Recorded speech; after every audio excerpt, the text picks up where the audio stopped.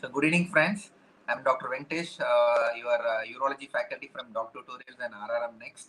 So it's with immense proud I would like to welcome Dr. Devashree Sane from Mumbai. So most of you would have known her by this time. She has already become a celebrity. So she had again scored a very good rank in this INISS urology session. Her AIMS merit rank list was 3 and she has a common merit rank list of 7. So so congrats, Dr. Devashree Sane, on behalf of our Doctor Tutorials team and RRM. Our wholehearted congratulations for this amazing achievement. So welcome on board. So what are your initial thoughts after the results? So success is one thing which you have already tasted once, so you have become quite familiar to this. So just share on your thoughts on after seeing the results.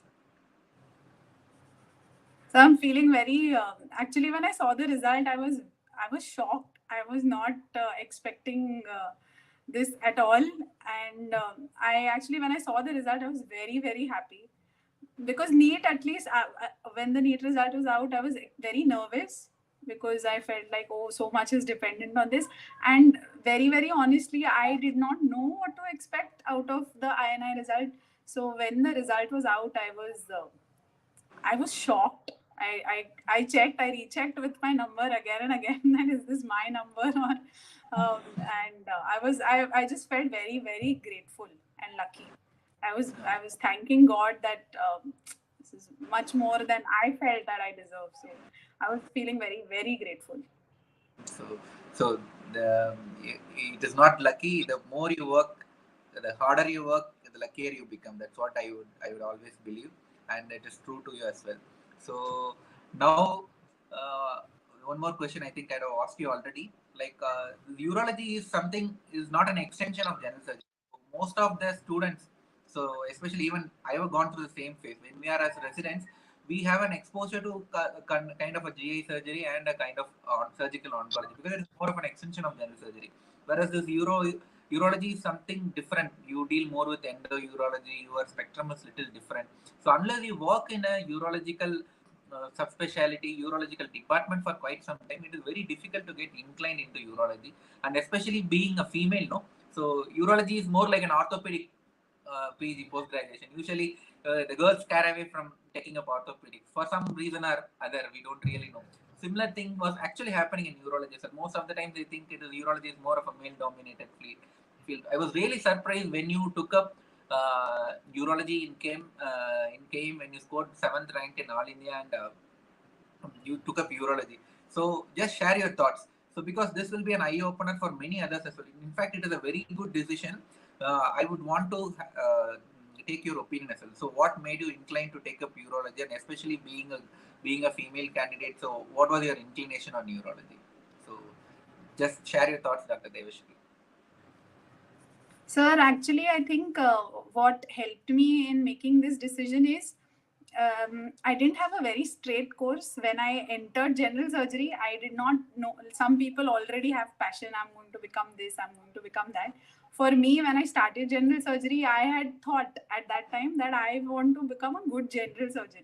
And that is what I want to be. This is what I want to practice in my life. So throughout residency, I think it often happens. I've seen it with a lot of my colleagues as well, that in when you are going through residency, you don't really have the time because you're constantly working, and once you're relieved, then you start giving reading for the subject and give your MS or DNB exam, and that is it.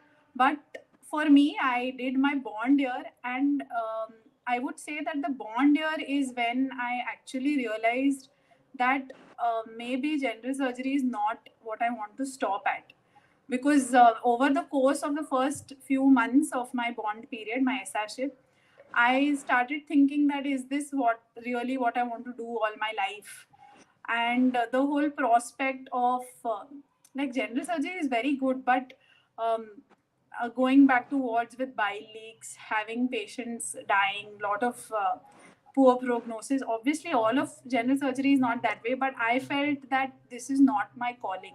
And I am actually very grateful that I took that time for myself to really write down what I wanted from my life ahead, and also what my interests were, that what I am passionate about and what I would be happy practicing. Like I told you, sir, that uh, it came down to that I wanted my patients to be happy and all Happy. my patients to go home.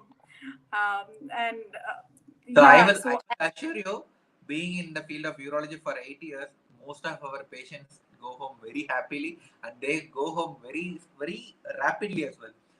Day one, post-operative day one, most of them get discharged. So it is a more of a gratifying field. I think I also shared the same experience.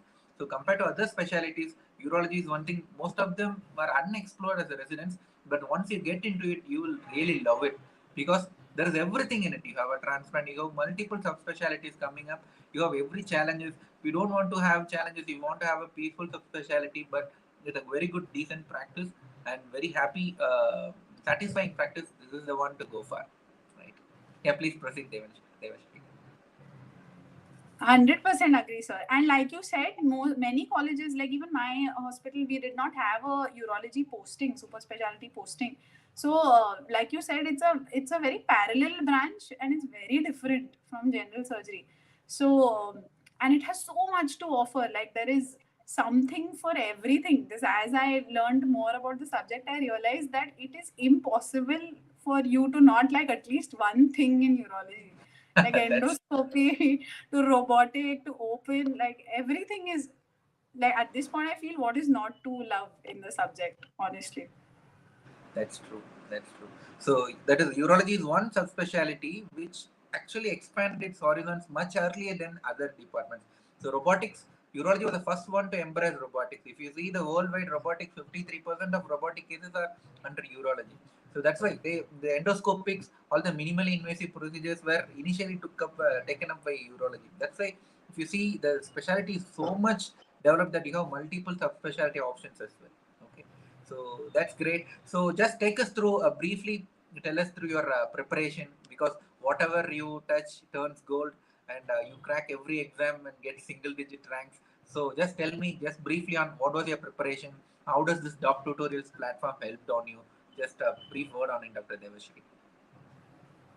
um Sir, I started preparing seriously from February of this year when I decided that I want to really give it my best attempt and put in 100%. And I think my approach, I'm a very systematic person. So I like to organize time. I like to um, decide and make timetables and stick to those timetables. So I think that helped me a lot. I've mentioned this previously also that uh, before I started preparing, I had spoken to a couple of people, and I realized that like different people study differently. And for Yeah, me, see, everybody has their own strategy, but take it correct, from me, your video will be one of the most watched videos by most of your juniors in the years to come. Okay, so that depends. See, we have to take what suits for everyone. So it does not one size does not fit for all. But what you said is really correct. true. So what I have sent is, if you are systematic, it is initially difficult to go through the Mm-hmm. process, and you have to be very self-disciplined. But it saves a lot of time when it comes to revision because you need not go back again. If you take notes, it is painful to take a notes first. But after once a notes is properly taken, you have always to go to your source. You can always go back and you can add new points on it. It makes life easy rather than going and reading, searching for the pages in the books. It is very difficult. That's what I have realized as well. That was my style of learning as well. So that makes good. So you are a very self-disciplined Devashree. Right. Yeah, please proceed, ma. Yes, sir. So same. So I knew from the beginning only that I am going to read with the motive that whatever I'm going to read, I'm going to read it once, twice, thrice, and if possible, 4 times, because revision is key. And when I started only, I knew that if I want to read so much in depth and be good at that and remember it for a good amount of time, I have to invest those hours. So I think today, after both these exams are done and by God's grace I've done well in both, I feel that the crux is that when you put in the input, the output is sort of guaranteed. Like when I look back, there was not a single day that I did not put in those hours, that I did not put in that effort, no matter what, and try to stick to the timetable that I had made. And like you said, the first reading or the first time of watching videos or first time preparing notes is the toughest. So my first 3.5 months in which I finished the first reading of the new editions of Sabiston and Bailey was actually the toughest, and was when I felt that Array, maybe I will not be able to read this only again. Or this is so much. This. Why am I reading all these small things? But I somehow stuck through that first reading, and with the second reading it was slightly easier, the third reading was much easier, and the fourth reading was the easiest. So So I I, think I'll just making pause. that. I'll just pause here because what you have said is a Yes, sir. very important thing. See, most of the people who, when they start preparation, they have the same idea.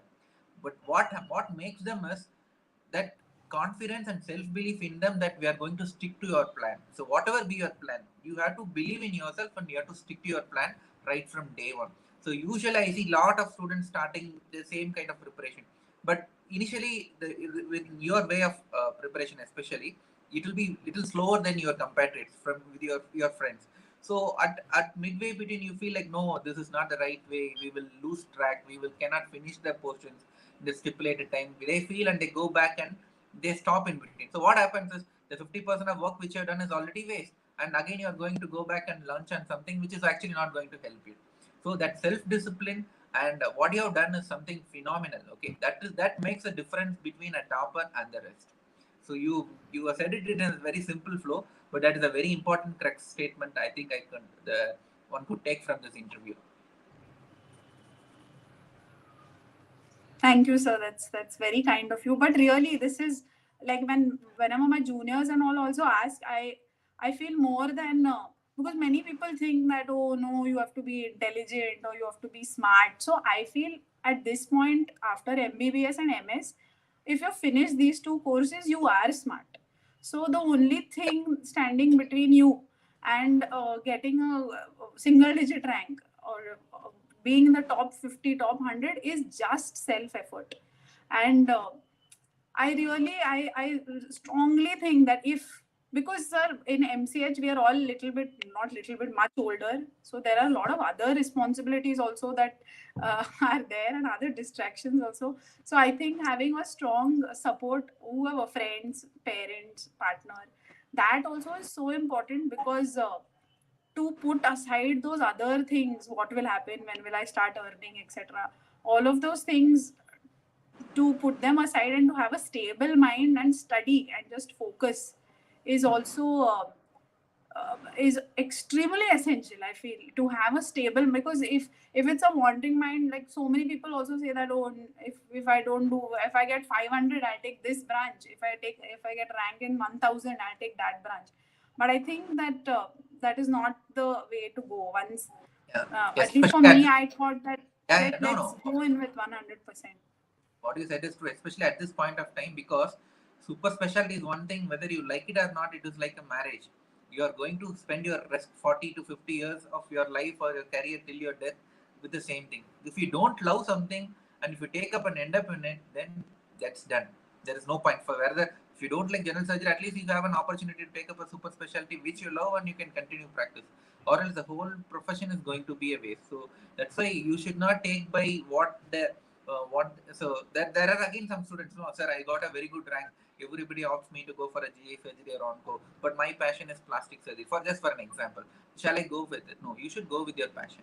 Okay, otherwise it is very going to be very difficult. And as you said, at this point of time, every one of us are smart enough to know the ground reality and how our life we are expected to visualize in the future, and you can decide upon it. So that's good, right? So you speak more mature than of your age, I feel like. That's good, doctor. No, that Sir, clarity in my actually, like I told you, know that the bond that I took, and because initially I had really thought that I want to stop at general surgery. So this time around, I think I was very clear that why I want to do MCH, and I feel that's why I could also introspect and put in that much effort. Also, sometimes what happens is when you're just giving it in a flow, not knowing, you obviously MS के बाद MCH करना ही है. What is there to think? I think it's very important sometimes to take few steps back and think that why am I doing this and where do I want to go? Because unless that question is sorted, that okay, this is what I want to do in my life and this is the place that I want to be, unless that source of motivation is that good enough, I think that effort can't be put. That's true. So I really think for me, taking that bond here and really coming to terms with what I want in life and from the profession really helped to target my efforts in that way. That's that's great. So just one word on. So how was this doc tutorials platform? How was it helpful for your preparation? And how was this mock interview sessions which I had conducted? So and one more thing, one common question is there are many students. Sir, I have never been in AIMS or PGA. I have done in a peripheral college in some peripheral part of the country. Am I most of these questions? Even I had these kind of questions when I was a student. Am I eligible to get into AIMS? Because everybody, some medico in our country, our everyone's dream is enter into AIMS or PGA. That has been the foremost thinking in us. So, what is your thought on it? So, is it up because you already achieved it? So, I think you are the right person to say. So, because I think you have never done your PG in AIMS or PGA, so that is even you are an outsider to the whole primary institutes. Yeah. So just give your thought process on it. So what had the belief in you that we can crack into these top primary institutes as well? Because this will be a real motivation for many of us, thousands and thousands of medicos down there. So your first question, doc tutorials, the app and the platform, it was the first thing that I downloaded on my iPad, on my phone. And like I said, because my textbook was my main source, for me, the MCQs were the way of revising that source. So as soon as I finished my first reading, second reading was when I started doing all MCQs. I finished the entire question bank. With the third reading, I started solving every test series, the weekly GTs, the elite test series. So, in a way, for me, the MCQ bank and the grand test series and also those national test series which were held mock test series which so many students used to give was very fair, accurate description of how much I am improving. So for me, doctoral, the MCQs were very relevant, information rich, and I felt that I was just revising again what I have read. And sometimes when you're reading, you don't really know from the Yeah, examiner's perspective that what is important as an MCQ. So what they say is 100% true, that obviously you have to have a base material, but MCQs are indispensable. So in that sense, it was very, very good. Secondly, I also attended the face-to-face session. I don't know if you remember, but even that was very good, the session, and all the topics were covered, and you get like a reality check that oh okay, so much is there to be done, and you get concise notes of everything. So that was also very good, which is also what I revised last week before the NEET SS exam. And thirdly, your videos, sir, I'm not joking. The only preparation that I did before the AIMS interview was attending your Zoom session this year and watching your last year's. There's a 3-hour video on doc tutorials on YouTube. I watched that. I watched it once, then again I watched it on 2x speed. Then there was a Facebook video on instruments that you had put, that I watched. And I'm not joking. That is the only preparation that I did for the AIMS interview. And like you had said in the session that obviously what I'm telling you is not the direct questions, but this is just to open your perspective, that you should know that what kind of questions can come so that you are prepared to face it and it's not like a shock for you. So that is exactly how it was. And like you said, that AM not being somebody from a central institute, there are two things I would say. One is because I had attended that session, because you had also given us the fair idea, I was roughly prepared. So I knew, okay, specimens, instruments, what is going to come. So it was not like a shock for me at all.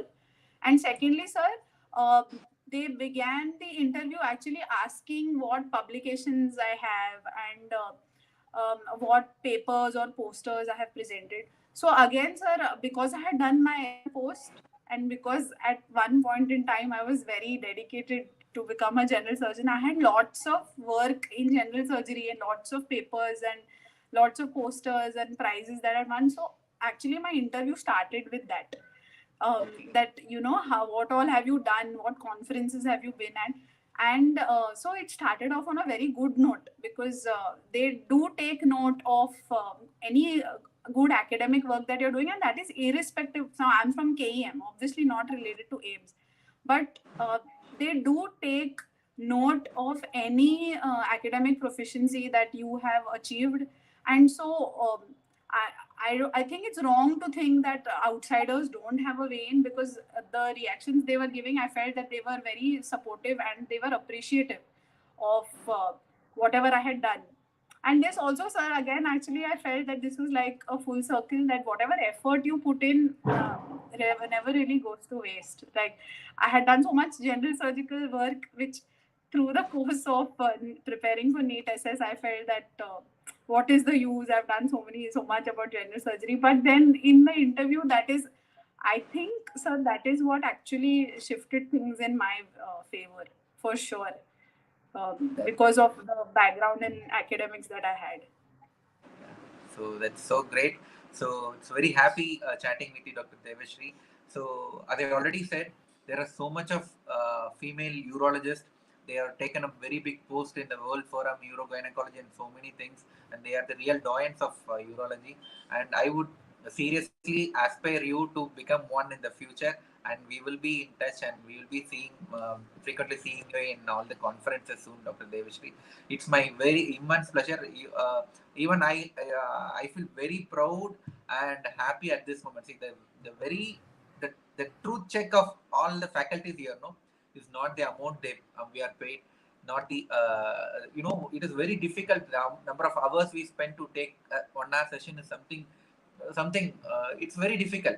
Okay, but the real happiness is these days when the students call back, when they have already achieved something, when there is no need for them to fall and call back to us, when we get some random calls and say, sir, I have cracked this exams, I'm very happy to you, I'm very thankful to you. Those are the days for which we aspire the whole work of this taking up this faculty as such. Because since we are all busy clinicians, we are not like non-practicing surgeons, are like we are always busy. Right now, I just came from the hospital. It was 9 o'clock by the time I came, so I had a quick lunch, quick dinner, and I was ready for this interview. This is what the scenario, not just me, all the faculties we go through. But the real moment, the real happiness is like when you students do well. We feel like it is like me myself entering into AIMS or PGA. So that gives so much of happiness to me and all the faculties like us. I'm just speaking on behalf of all the faculties. So congrats again, Dr. Devashree. It was really a pleasure speaking up with you. And as I said, you really spoke from your heart, and it will be an eye opener for all your juniors as well. So, congratulations. Thank you so Thank much. you so much, sir. Thank you so much. I'm really, really grateful. And this is not because this interview is being taken, but I think the interview, the AIMS interview, the exam, the whole urology focus, a big, big, big credit is to you. And thank you. Really, really, honestly, thank you so much for all the efforts you take. Thank you, Ma. Thank you so much.